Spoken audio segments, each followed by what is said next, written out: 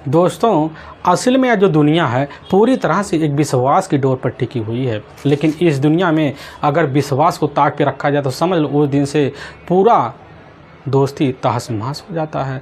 आज के घटना में एक ऐसी दोस्ती को पीछे अंजाम दिया जिसकी वजह से पूरी तरह से ज़िंदगी तहस-नहस हो जाती है और एक व्यक्ति की निर्मम तरीके से हत्या हो जाती है। लेकिन जब अब लोगों के सामने सच्चाई निकल के आता है, इसे सुनने के बाद किसी को अपने कानों पर कतई भरोसा भी नहीं होता है। आखिर क्या था इस घटना में, इस घटना में क्या हुआ, इस घटना की आप पूरी तह तक सच्चाई जानने के लिए इस वीडियो को आप लास्ट तक जरूर देखिएगा।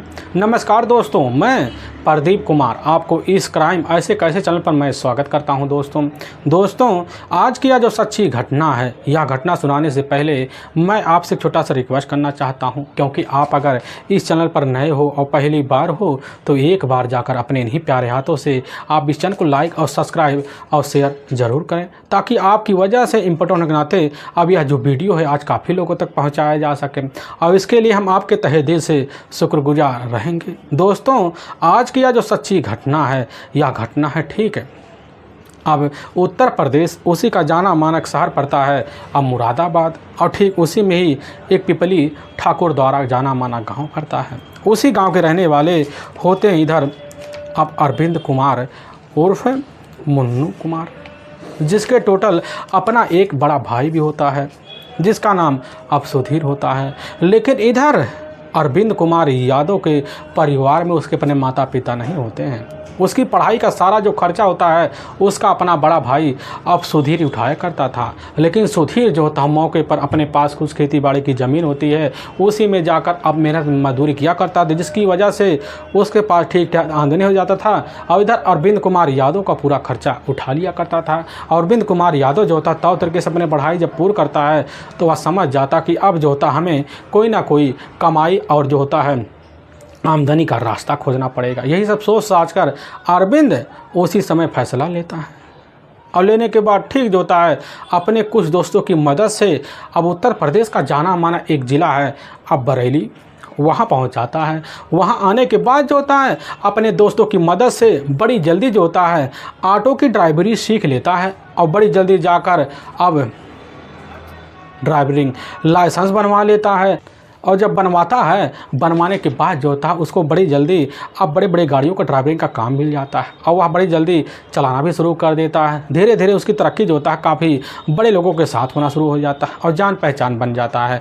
और तभी उसकी जो मुलाकात होता है अजय नाम के एक व्यक्ति से हो जाता है। अजय जो होता है इधर अब अरविंद कुमार यादव से उम्र में लगभग 8 साल छोटा ही होता है। लेकिन दोनों की दोस्ती जब बनती है पता चलता है कि इधर अजय कुमार जो होता है ठीक उत्तर प्रदेश का जाना माना जो बरेली ज़िला है ठीक वहीं का ही एक बिहारीपुर इलाका पड़ता है। उसी इलाके में इधर जो होता है अपनी माँ सरला और टोटल 2 भाइयों में और एक बहन के साथ मिलकर अपनी ज़िंदगी वहाँ बिताता है। उसकी एक बड़ी बहन होती है मधु, मौके पर वह शादी की तरफ पहुँचती होती है। उसी के लिए वह जो होता है दिन रात अब मेहनत मजदूरी किया करता था।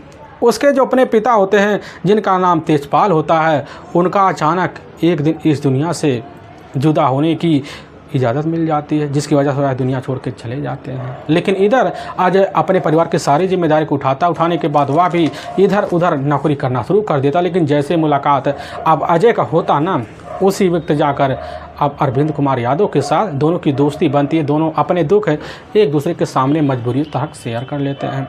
लेकिन इसी बीच अजय सोच लेता है क्यों ना चला जाए, इधर अरविंद कुमार यादव को अपने ही घर में पनाह दे दिया जाए ताकि अरविंद को कहीं जाना ना पड़े। एक दोस्ती के नाते हुआ जो होता है मौके पर तैयार हो जाता। सारी बात जब रखने के बाद जो होता है इधर अरविंद को अपने साथ लेता, अपने घर पहुंचता, अपनी माँ सरला से मुलाकात करवा देता है। और सरला जब देखती तौ तरीके से समझाती बुझाती है और अपने बेटे का पदवी जो होता है अब इधर जाकर अरविंद कुमार यादव को दे देती हैं। अरविंद जो होता है अब इधर घर में तौ तरीके से ढल जाता है और पूरे परिवार को मान सम्मान के साथ अपने घर में इधर अरविंद को ठिकाना बनवा देता है। अरविंद तो रहता है, लेकिन चंद महीने के अंदर जो होता है पूरे घर में एक रिश्ते का पूरी तरह से मुकाम हासिल कर लेता है। लेकिन समय जो बीतता है और बीतने के बाद जो होता है इधर एक दिन अरविंद अब ऑटो लेकर मौके पर बाज़ार से निकलता है। तभी उसी ऑटो में एक महिला बैठ जाती है जो अपना नाम संगीता बताती हैं, जो ठीक उधर अब सुभाष नगर की रहने वाली होती हैं।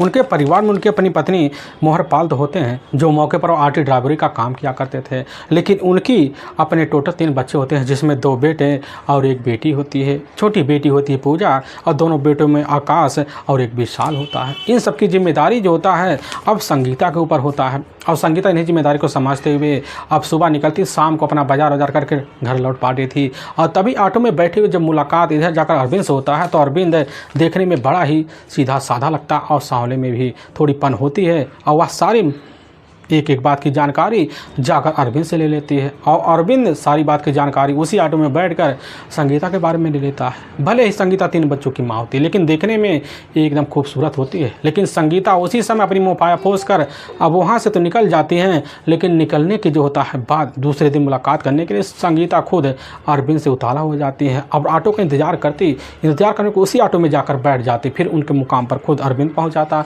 हर दिन का सिलसिला ये शुरू होता है। तो इसी बीच अरविंद को लगने लग जाता कि मौका अच्छा है, लेकिन उसी मौके का फ़ायदा उठवाने के लिए हर वक्त जो कोई तरीका संगीता अपनाया करती थी। और संगीता अपनाती है और मौके का फ़ायदा उठा जाती है। एक दिन एक होटल में जाती हैं, लेकर वहीं चाय नाश्ता के दौरान जो होता है दोनों के बीच कमरे में जाकर संबंध बन जाता है। लेकिन संबंध का जो पहला एहसास होता है अब जाकर नौजवान युवक अरविंद से जब लगता है, तो हर दिन के लिए पूरी तरह से अब संगीता पागल सी हो जाती है। यह सिलसिला चलते चलते रिश्ते की तरह कई महीनों का वक्त बीत जाता है। लेकिन इसी बीच जो होता है अब संगीता ही कमरे पर एक कामनी नाम की खूबसूरत युवती होती, उसका ना जाना होता है। और इसी बीच जो होता संगीता की मुलाकात जब कामनी से होता है, तो कामनी जो होती है बड़ी जल्दी संगीता से जान पहचान तो बना लेते, क्योंकि संगीता थी बड़ी ही 2 नंबर की किस्म की औरत। उसका अपना मकसद अलग होता है। नई नई युवतियों को अपने जाल में फंसाती, बड़े बड़े व्यापारियों से संपर्क कर उनसे दलाली के रूप में कुछ पैसे ऐंठती। ठीक ऐसे ही तरीका अपनाती है अब दामिनी के साथ। और कमीनी के साथ जब अपनाती है, तो उसी समय जो होता है पूरी तरह से अब कामनी उसके जाल में फंस जाती है और नौकरी की लालसा लेकर बैठ जाती है। लेकिन जैसे ही कामनी पहुंचती है, तो सामने बैठाती है अपने ही प्रेमी इधर अरविंद कुमार यादव को। अरविंद को उसी समय खूबसूरती दिखा दी, ताकि अरविंद मोहित हुई और कुछ पैसे हमें मिल जाएं। लेकिन इसी बीच अरविंद को जानकारी लग जाता है, क्योंकि अरविंद का अपना जो दोस्त होता है अजय के द्वारा पता चलता कामनी कोई और नहीं होती, बल्कि इधर अजय का अपनी प्रेमिका होती है। और प्रेमिका ऐसे होती है कि जिसकी वजह से वह मुलाकातें बढ़ती हैं। और इधर जानकारी जब जाकर अरविंद को लगता है, तो उसी समय फैसला लेता है कि मोह माया अब नहीं छोड़ेंगे। लेकिन इधर आए दिन जब लगा रहता है, लगने की वजह से दोनों एक दूसरे के सामने पड़ते हैं। लेकिन अरविंद जो होता है अपने दिल में हमेशा के लिए अपने दोस्त की प्रेमिका कामनी को बैठा लेता है और चाहने के लिए हर वक्त पागल हो जाता। अब नंबर तैसे ले लेता और जब फ़ोन करता तो इधर वही कहता कि हमें तुमसे एक बार मुलाकात करना है। कामनी जब सुनती उसी वक्त तड़फड़ाते हुए कई सारे सवाल का जवाब देती और झगड़े करती। लेकिन इसकी शिकायत जाकर खुद कामनी अपने प्रेमी अजय को कर देती है। अजय अपने करीबी दोस्त होने के नाते समझाता बुझाता है, और जब समझता बूझता नहीं है, तो उसी वक्त अजय जो होता है सोचता कोई ना कोई हथकंडा अपनाना पड़ेगा। तो इसके लिए वह सोच लेता है कि इसके लिए हमें ठिकाने तो लगाने के लिए कोई ना कोई बढ़िया प्लान बनाना पड़ेगा, और बड़ा ही खतरनाक प्लान बना लेता है। उसी प्लान में जो होता है इधर अजय अपने 2 करीबी दोस्त है आप विमल, जो ठीक आगरा के ही एक जाना माना सिकंदरा कस्बा पड़ता वहीं का रहने वाला होता है। असल में विमल कोई और नहीं होता है, बल्कि विमल वही होता है जो अजय की अपनी बड़ी बहन मधु के साथ प्रेम प्रसंग में फंसा होता है। और इधर जैसे ही विमल को पता चलता है हेल्प की ज़रूरत है, तो विमल जो होता है उसी वक्त प्रेमिका के नाते अब जाकर खड़ा हो जाता है। अब दोनों एक दूसरे से मदद की मांग करते हैं, और मदद के सहारे के रूप में इधर जाकर एक पालू नाम से मुलाकात हो जाती, जो बरेली का रहने वाला होता है। और पालू और इधर विमल को अपने ही प्लान में शामिल कर लेता है, तो तरीके से घटना को अंजाम देने के लिए लग जाता है। लेकिन जैसे ही अब 27 नवंबर का वक्त होता है, तो उसी दिन जो होता है अब कामनी अजय के फ़ोन पर शिकायत कर देती है कि आज हमें फिर जो होता है अरविंद के नाम से धमकी भरे शब्द आए थे। इस बीच की खबर पाने के बाद फैसला लेता है, और लेने के बाद तुरंत जो होता है प्लान बना लेता है। और ठीक जैसे ही अब रात का 9 बजे के आसपास का टाइम होता है, उसी वक्त इधर अजय अपने 2 दोस्तों को लेकर इज्जत नगर के ही एक अहिलापुर गांव पड़ता है। उसी गांव के बगल एक गन्ने का खेत होता है, वहीं खड़ा हो जाता है और वहीं से फ़ोन करता है इधर अरविंद के पास। अरविंद बाइक लेकर वहाँ पहुँचता है दोस्ती के नाते, और वहाँ तीनों जाकर धर दबोचते वहीं मिलकर तौर तरीके से एक हथियार से हत्या कर देते हैं। अब बॉडी ले जाकर गन्ने के खेत में डंप कर देते, फिर वहाँ से तीनों फरार हो जाते हैं। और लेकिन जैसे सुबह यानी कि 28 नवंबर का वक्त होता है, तो उसी वक्त जो होता है बाईपास के लोग होते हैं, गुजर रहे होते हैं। उनकी नज़र जाकर गन्ने खेत में डेड बॉडी के पास पहुंचती है और देखते हैं इसकी जो सूचना होता है प्रधान को देते हैं और प्रधान इसकी सूचना जो होता है इज्जत नगर पुलिस थाने में दे देते हैं और वहाँ के टीआई अधिकारी को खबर लगता है तो उसी वक्त जो होता है खबर पाने के बाद वहाँ पहुँचते हैं और तौर तरीके से लोगों से शिनाख्त करा, लेकिन कोई भी व्यक्ति जो था उस अज्ञात डेड बॉडी का अब शिनाख्त नहीं कर पाता है। और तभी पुलिस की जो टीम होती है सारी कार्रवाई कर बॉडी को पोस्टमार्टम के लिए भिजवा देती है और फोटो को सर्कुलेट कर देती है, अखबारों में चस्पा करवा देती है। लेकिन जैसे ही दूसरे दिन का वक्त होता है उसी वक्त एक व्यक्ति जो होता है अब इधर इज्जत नगर पुलिस थाने पहुंचता, अपना नाम जो होता सुधीर बताता है, जो ठीक पिपली ठाकुर द्वारा का रहने वाला होता है। कहने लग जाता कि साहब हमारा जो अपना भाई होता है मौके पर इधर अरविंद कुमार यादव 2 दिन से घर से निकला, उसका कुछ अता पता नहीं चल रहा है। पुलिस की टीम जब उससे पूछती है उसके सामने जो होता है एक फ़ोटो दिखाती है और देखने के बाद अखबार में मैच करता है खुद सुधीर और मैच कर जाता उस डेड बॉडी की फ़ोटो से और पुलिस की टीम उसको साथ लेती है और बरेली पहुंच जाती है और वहां के पोस्टमार्टम हाउस में जब पहुंचती है सुधीर देखता बॉडी को शिनाख्त कर लेता है और अपनी बाइक के रूप में शिनाख्त करने के बाद दहाड़ी मर्ची चिल्ला पड़ता है।